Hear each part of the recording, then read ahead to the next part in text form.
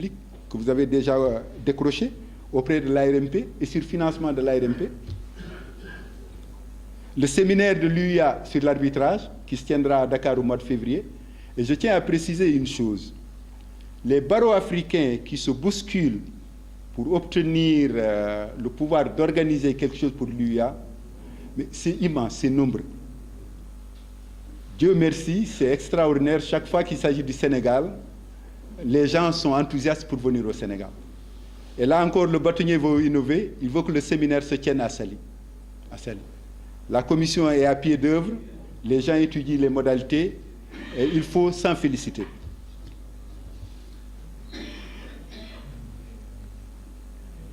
Plus récemment, la conférence internationale des barreaux, CIB, a honoré nos barreaux, notre barreau que vous représentiez à Abidjan, en portant d'abord le bâtonnier Aline Badara Fall au poste de secrétaire général adjoint.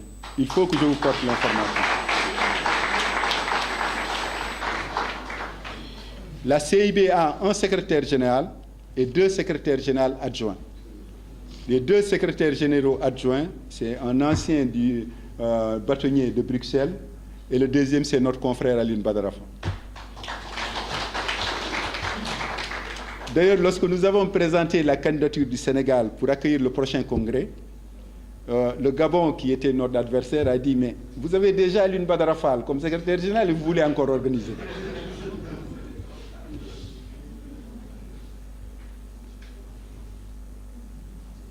Le deuxième succès, c'est que c'est la décision qui est prise, annoncée par le président de l'AJAS, de tenir le prochain congrès de la CIB à Dakar. Monsieur le bâtonnier, nous étions fiers de vous à Abidjan, à la vue de l'intérêt que vous suscitiez autour de vous de la part des bâtonniers et avocats, tant du Nord, de l'UEMOA que du reste de l'Afrique. C'était en effet l'illustration que nos anciens, dans leur œuvre colossale, ont forgé un leadership reconnu à travers le monde. C'était aussi l'illustration que ceux qui vous ont précédé dans les fonctions de bâtonnier ont préservé et fortifié ce capital. C'est enfin l'illustration que vous représentez aujourd'hui un symbole et un immense espoir pour nombre de barreaux amis. Je dois vous préciser qu'au début, parmi les candidats, il y avait le barreau du Bénin. Lorsqu'il a fallu confirmer les candidatures, le barreau du Bénin, le bâtonnier du Bénin s'est levé et a dit, comme le Sénégal est candidat, lui retire la candidature du Bénin et il soutient la candidature du Sénégal.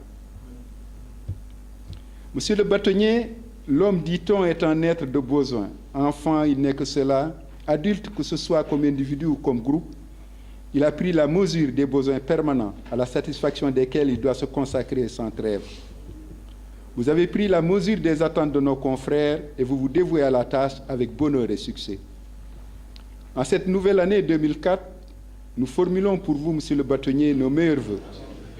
2014, nous formulons pour vous, monsieur le bâtonnier, nos meilleurs vœux de bonheur, de santé et de poursuite victorieuse de votre programme. J'associe à nos prières votre épouse Sabine, ainsi que vos enfants. Puisse le Tout-Puissant éclairer leur chemin et les soutenir dans toutes leurs entreprises. J'ai voulu vous faire une infidélité en conviant à cette cérémonie et sans vous en avoir informé au préalable, vos enfants Fatou et Papi. J'y ai renoncé finalement par respect pour votre humilité et votre discrétion. Aux pouvoirs qui vous sont conférés par les textes, vous préférez en général plutôt incarner cette image pastorale qui consiste à rester proche de ses confrères et à se confondre avec eux en tout temps et en tout lieu. Bon vent, monsieur le bâtonnier Deoneti.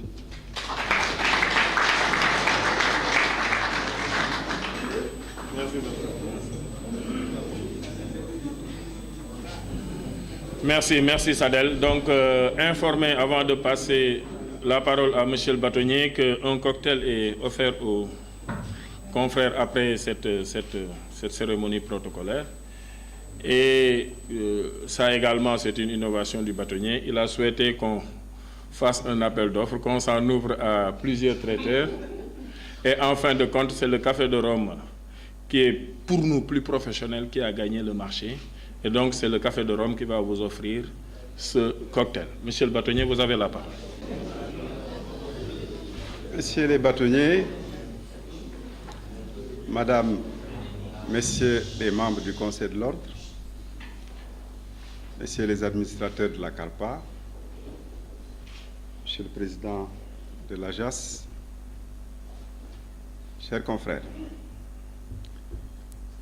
je voudrais remercier tous ceux qui sont intervenus pour souhaiter des vœux aux bâtonniers et à l'ensemble des confrères, au personnel, à leurs familles. Et je voudrais à mon retour souhaiter une bonne et heureuse année à l'ensemble des confrères, en ayant une pensée particulière pour ceux qui sont en difficulté, qui sont aujourd'hui couchés, qui ont disparu de notre vue depuis longtemps, malheureusement, et avec qui nous étions familiers, si familiers, que nous voyons régulièrement et nous savons qu'ils sont en vie et parfois nous ne pouvons même pas les voir. Cette situation difficile, il faut dire, nous a conduit à sensibiliser l'Assemblée générale et l'Assemblée générale a accepté d'aller dans la direction de mettre en place une structure de solidarité entre avocats.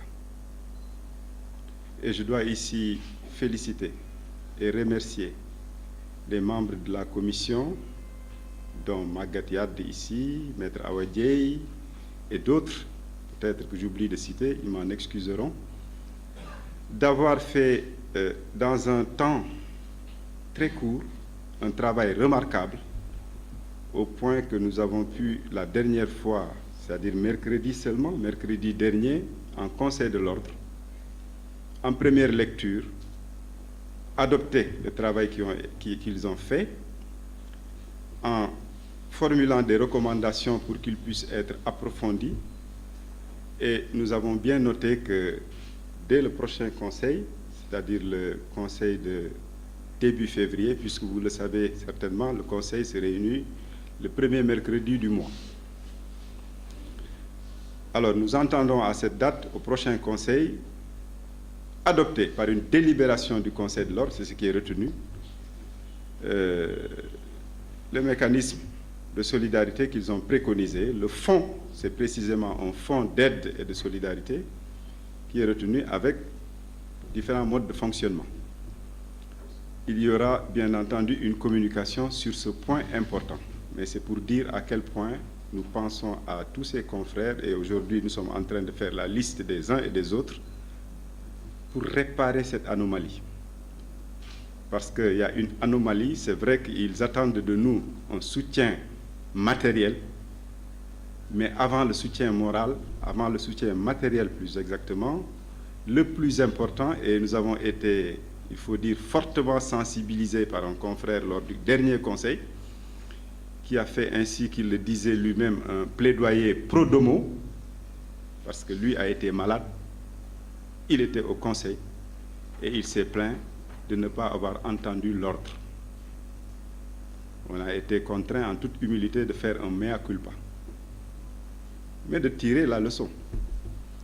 La leçon non seulement pour lui, mais pour tous ceux qui sont dans sa situation. C'est vrai qu'il le disait peut-être pour nous dédouaner, et je le dis aussi ici pour un peu nous dédouaner, même si j'en conviens, ça ne sera pas une circonstance atténuante. La maladie, parfois, se gère dans notre culture et dans notre sociologie avec beaucoup de discrétion. Parfois, on sait que quelqu'un est malade, mais on ne sait pas trop comment aller vers lui pour lui manifester notre solidarité. Donc, cette question nous préoccupe beaucoup. Et nous pensons que nous devons mettre ensemble nos efforts, nos moyens, pour donner à ces confrères et le soutien moral et le soutien financier qui leur permettent de préserver leur dignité d'avocat.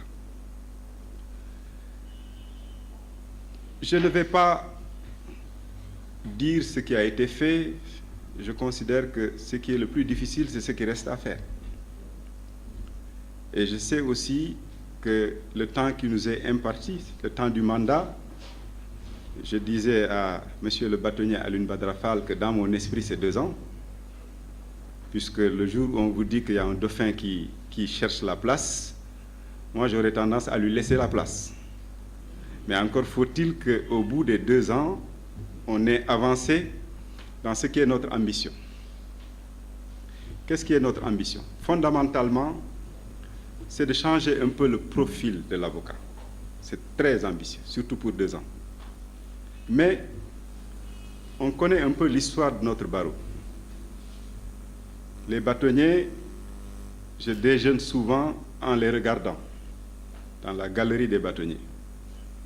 Et je vois tous ces visages, certains que j'ai connus, d'autres que je n'ai pas connus. Et je trouve que c'est une excellente chose d'avoir la galerie. Mais tous, chacun d'entre eux, a donné quelque chose. Chacun d'entre eux a donné quelque chose au barreau qui nous permet, nous, aujourd'hui, de pouvoir faire ce que nous faisons. Et cette dimension aussi, c'est une autre dimension de la solidarité. Alors, mais c'est une dimension qui incite à l'humilité. Ce que nous pouvons, c'est toujours très peu par rapport aux attentes, par rapport aux besoins. Et une fois qu'on a cette approche, on est contraint d'être humble. Parce que tous les jours, on voit l'exécution qui se pose à nous. Comment faire pour sortir du quotidien de ces plaintes? Elles sont nombreuses qui tombent tous les jours, 3, 4 plaintes par jour contre les avocats, l'administration, la représentation, le protocole, les invitations tous les jours. Il y en a plusieurs qui tombent. Des manifestations locales, parfois à l'étranger, alors que l'essentiel se trouve ailleurs. Mais, à travers ces plaintes, il y a le signe aussi, comment dire, détresse est peut-être un mot très fort, mais peut-être le signe d'un malaise quelque part, un malaise de la profession. Et en même temps, le besoin pour la profession d'être crédible. Si nous, on attache du prix à traiter les plaintes, parfois même à être agressif un peu avec les confrères, pour les obliger à donner les explications, à répondre.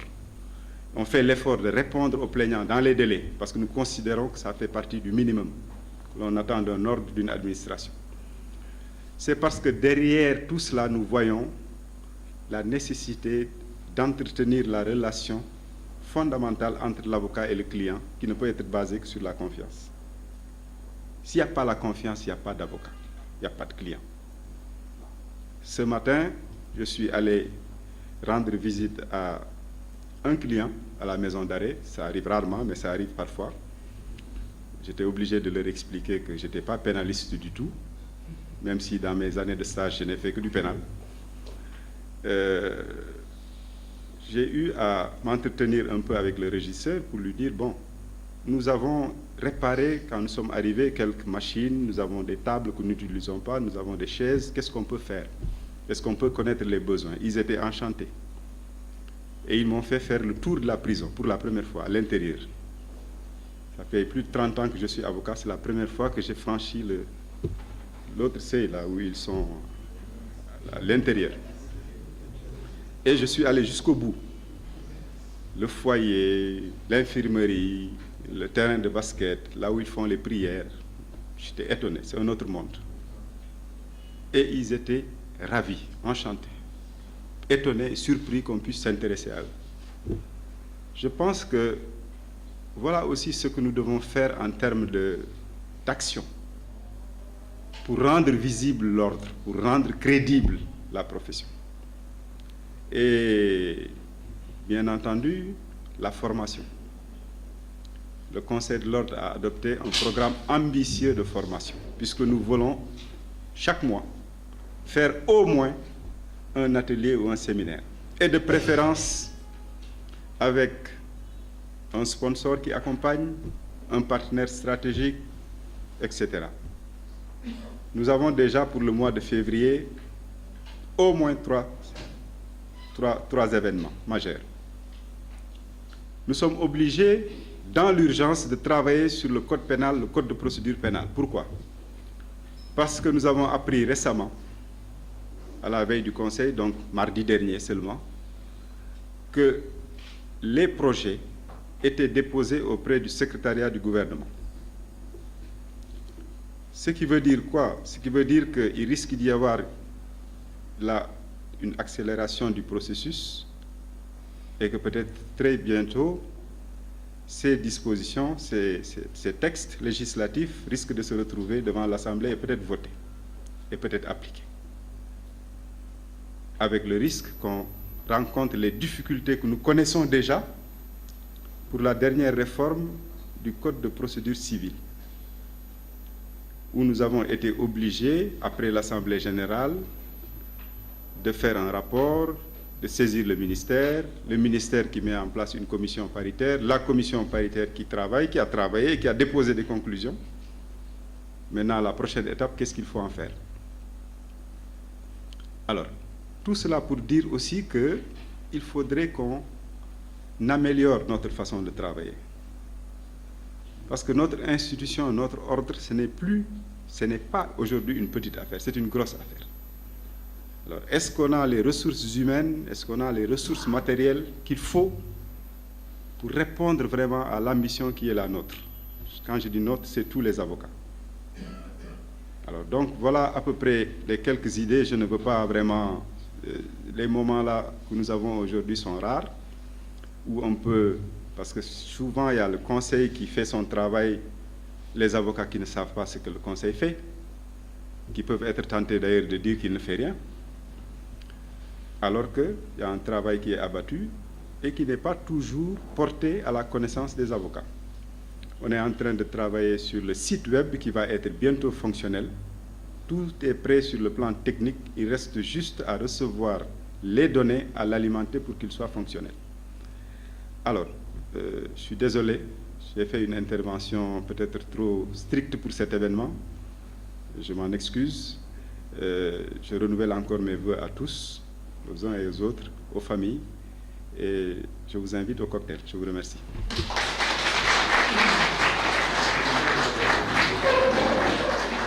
Bien, c'est dit. En bas, tout le monde.